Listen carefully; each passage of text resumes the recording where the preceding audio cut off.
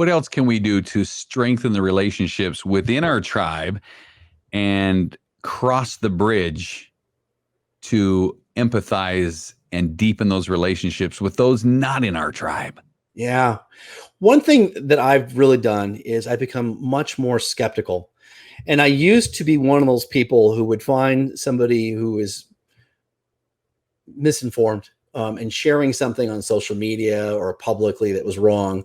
And I thought it was my job. There's someone wrong on the internet, and I would, spring into action to go and try to correct them. And what I really learned is, number one, they really don't like that. No matter how wrong they are, they really don't appreciate that. That's the first thing that I realized. And the second and far more valuable thing I realized is that finding out where somebody else is wrong does me little value. What really helps me is learning and figuring out where I'm wrong. So I've gotten very, very skeptical of what I want to believe, not what I want to prove wrong.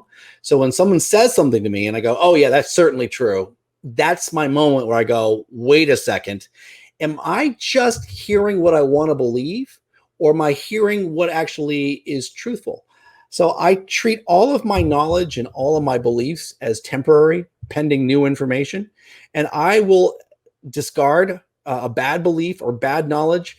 I have no loyalty to my own knowledge or my own beliefs. I'm constantly looking for the best current data, and I will hold it as such, as just data or information versus being a conviction or being a fact, very, very loosely until it can be replaced by new information. And that's one of the things that I use as a tool, and I hope to demonstrate that for other people, because most people think that what they think is who they are.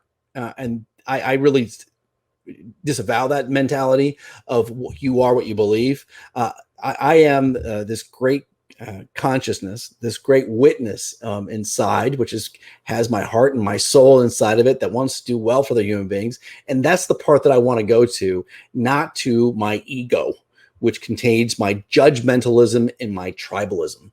And I've learned that the more judgmental that I am, usually toward others, the worse I am on myself.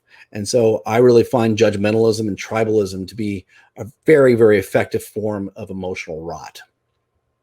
That's a great point. I remember hearing when I was a child, someone said to me, a man convinced against his will is of the same opinion still.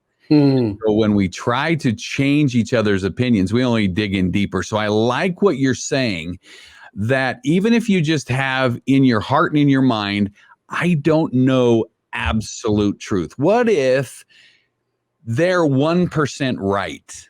What if they're 10% right? Whatever the other side is, right? Because we always say, well, I'm 100% right, they're 100% wrong. If we just suspend the belief that we have the corner on the market of all truth, that maybe they have some too, that changes everything. And as you said, that's the wisdom, right? So knowledge plus experience with time to reflect equals wisdom. Mm-hmm.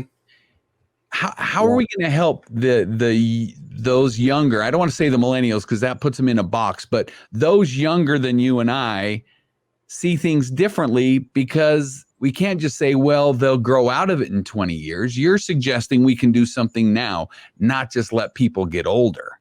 Yeah.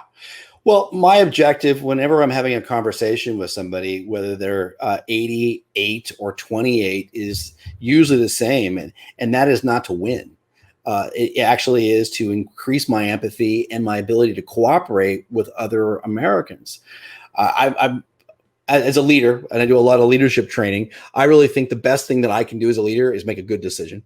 The second best thing I can do is make a bad decision. And the worst thing I can do is sit and argue about decision to make no decision at all. So I'd rather be convinced of a bad idea with other Americans and at least be heading in a direction that we can self-correct in, versus being stuck in this blood sport of bludgeoning the other side to try to get them to capitulate. It is a no-win trench war that we are in both sides. And what's amazing is, as I've been traveling around doing these presentations, as I've been doing the Zoom meetings and getting the emails and seeing the comments, is everyone on both sides says I'm right. but very few people are willing to do the work of disavowing their political affiliation, choosing to be as independent as one can be, and choosing to do what's in the best interest of the country. If you are more committed to national unity than partisanship, please check out my book, The Second Civil War, A Citizen's Guide to Healing Our Fractured Nation. My book will challenge you to improve your relationships with friends and family. Click the link in the description below.